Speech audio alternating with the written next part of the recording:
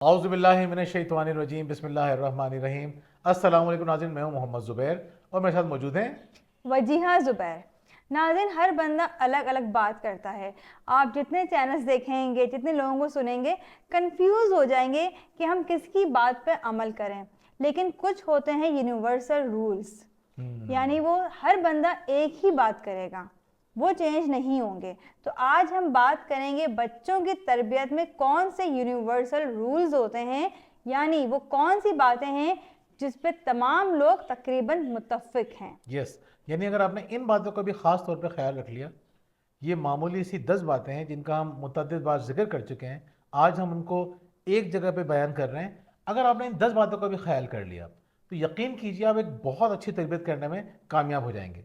जब बज़ाहिर ये बहुत छोटे छोटे से काम हैं जो हम आपको बताएंगे, लेकिन हम्म। जब करने जाएंगे ना तो आपको लगेगा कि ये बहुत ही इफ़ेक्टिव भी हैं और मुश्किल भी हैं। बिल्कुल। यानी बज़ाहिर आम सी बात है लेकिन हकीकत में वो बहुत मुश्किल है। तो वजिया शुरू करते हैं। पहला पॉइंट क्या है? बिल्कुल, पहला पॉइंट है अनकंडीशनल लव, हम्म। यानी बच्चे से आपने मोहब्बत करनी है बिना किसी वजह के। अच्छा, पेरेंट्स जब बच्चे से मोहब्बत करते हैं तो मेरे ख्याल में उसकी कोई वजह होनी भी नहीं चाहिए, लेकिन होता इसके बिल्कुल अपोजिट है। यानी हम करते क्या हैं, बच्चा हमारी बात मानेगा तो वो अच्छा है, उसके मार्क्स अच्छे आएंगे तो वो अच्छा बच्चा है, हम जो काम कह रहे हैं वो कर रहा है तो वो अच्छा है। अगर बच्चे ने हमारी मर्जी के मुताबिक काम नहीं किए तो हम उसे प्यार भी नहीं देते हैं। यानी हम हम्म। उनसे मोहब्बत करते तो हैं, देखिए ये तो हकीकत है, हम सब बच्चों से मोहब्बत करते हैं, हम्म। लेकिन हमारे इजहार का तरीका मुख्तलिफ होता है। बिल्कुल। यानी हम अगर बच्चे ने अच्छा काम किया तो हम मोहब्बत का इजहार करते हैं। उसने हमारी बात नहीं मानी, अच्छी परफॉर्मेंस नहीं दी, तो हम जाहिर ये करते हैं। बच्चा ये फील करता है कि माँ बाप हमसे मोहब्बत नहीं करते। बच्चे के दिमाग में ये बात नहीं आए कि ये मोहब्बत कंडीशनल है, फिर वो भी ये करेगा बड़ा होकर, दूसरों के साथ भी वो यही करेगा। जहाँ उसको फ़ायदा नज़र आएगा, जहाँ उसकी बात मानी जाएगी, वहाँ वो एक अच्छा इंसान होगा। जहाँ उसकी बात नहीं मानी जाएगी वो अच्छा इंसान नहीं होगा। याद रखिए, बच्चों से हमेशा अनकंडीशनल लव कीजिए, कंडीशनल लव नहीं कीजिए। देखिए बिल्कुल सेकंड ऐसे पॉइंट। ही है। हम आते हैं सेकंड पॉइंट की तरफ। सेकंड पॉइंट है बाउंड्रीज सेट कीजिए। यानी ऐसा नहीं है कि अगर बच्चे से आपको मोहब्बत है, सबको ही मोहब्बत होती है अपने बच्चों से, तो आप उसकी हर बात पूरी करना शुरू कर दें, उसकी हर ख्वाहिश पूरी करना शुरू कर दें। हम देखते हैं कि बहुत से पेरेंट्स की सोच ये होती है कि जो चीज़ें हमें नहीं मिली बचपन में, हम वो तमाम चीज़ें अपने बच्चों को देंगे।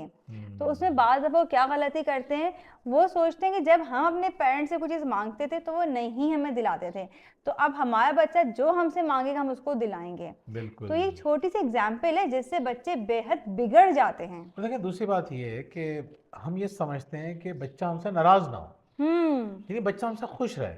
बिल्कुल। इस चक्कर में हम इतनी गलतियां करते हैं, बच्चा रोए नहीं। आपको पता होना चाहिए कि बच्चों को क्या करना है और बच्चे को क्या देना है। यानी हम्म। ये डिसाइड बच्चा नहीं करेगा कि मुझे मोबाइल चाहिए, ये बच्चा डिसाइड नहीं करेगा। आप डिसाइड करेंगे कि देना या नहीं देना।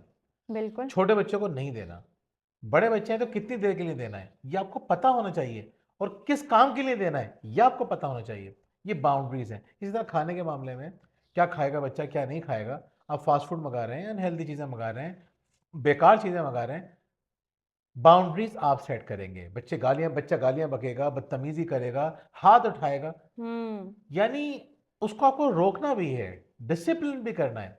आपके घर में क्लियर रूल्स होने चाहिए। ऐसे ही है।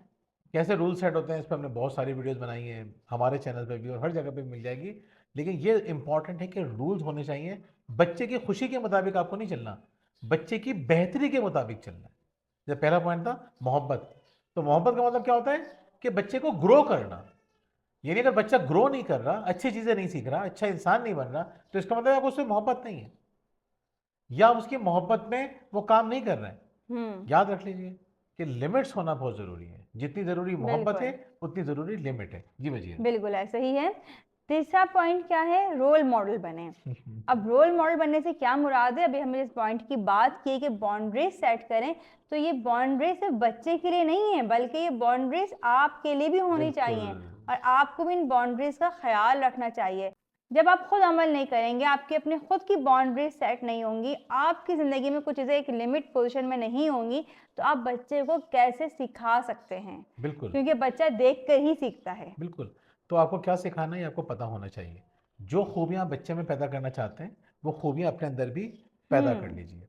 यस, शेयरिंग है, जैसे चीखना नहीं है, मोहब्बत से करना है काम, एक दूसरे को सपोर्ट करना है, बिल्कुल। और जितनी खूबियां बच्चे में देखना चाहते हैं तो आप अपने अंदर उनको आहिस्ता आहिस्ता पैदा करना शुरू कर दें, अगर नहीं है तो। यस, बुझिए नेक्स्ट नेक्स्ट पॉइंट है मौसर गुफ्तगू करें। पॉइंट। यानी बच्चे को गौर से सुने। गुफ्तगू करने का ये मतलब नहीं कि आप ही गुफ्तगू बिल्कुल। करें। गुफ्तगू करने से मुराद ये कि बच्चे को सुने आप पहले गौर से। बच्चे को गुफ्तगू करना किस तरह सिखाया जाता है, कहते हैं बहुत से लोग कि हमें समझ में नहीं आता बच्चों को कैसे सिखाएंगे, उसे कहाँ क्या बात करनी है।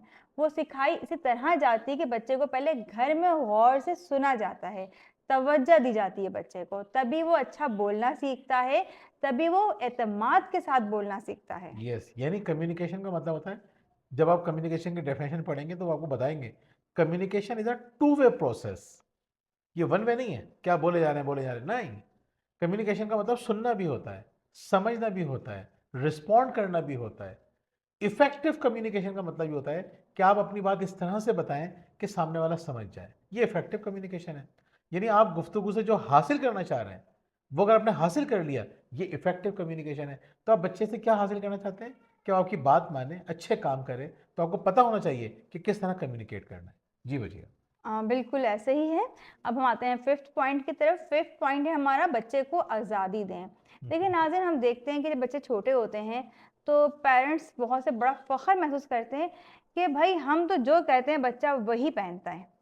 यानी बच्चे की कोई चॉइस ही नहीं होती है। तो देखिए ठीक है, बच्चों को आपकी मर्जी का पहनना चाहिए, लेकिन अगर कभी बच्चे ने अपनी ख्वाहिश का इजहार कर दिया तो आपको उसकी बात भी सुननी चाहिए। ऐसे ही जैसे बच्चा थोड़ा बड़ा होता है, अब वो खाने पीने के मामले में अगर कोई फरमाइश कर रहा है और आपको लगता है पूरी कर सकती हैं, तो आपको उसे इतनी आज़ादी देनी चाहिए। ये नहीं कि नहीं बस जो मैंने कहा है वही होगा।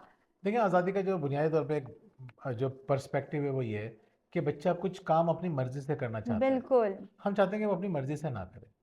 जैसे बच्चे बड़े होते हैं तो वो अपनी मर्जी से कोई सब्जेक्ट नहीं ले पाते हैं, अपनी मर्जी की फैकल्टी चूज नहीं कर पाते बच्चे। दोस्त नहीं बना पाते। बिल्कुल। छठा पॉइंट है इमोशनल सपोर्ट करें।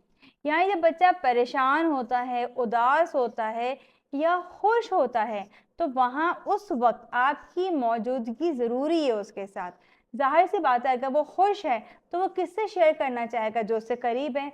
तो बच्चे के लिए पेरेंट्स से ज़्यादा करीब कौन हो सकता है। जब वो परेशान है, उदास है, तब भी वो अपनी परेशानी, अपनी उदासी अपने पेरेंट्स के साथ शेयर करना चाहेगा। तो ऐसे में जब बच्चा परेशान होकर आए तो बहुत से पेरेंट्स नहीं सुनते हैं। इवन जब बच्चा खुश होकर भी आ रहा होता है तब भी नहीं सुनते हैं। तो उस वक्त आपको बच्चे को टाइम देना चाहिए। बिल्कुल। तो भैया बहुत अच्छा इन्होंने एक्सप्लेन कर दिया। नेक्स्ट पॉइंट पे आ जाए। देखिए, इमोशनल सपोर्ट अगर आपने दे दी ना बच्चे को, तो आप बच्चे को बहुत स्ट्रॉन्ग इंसान बना देंगे।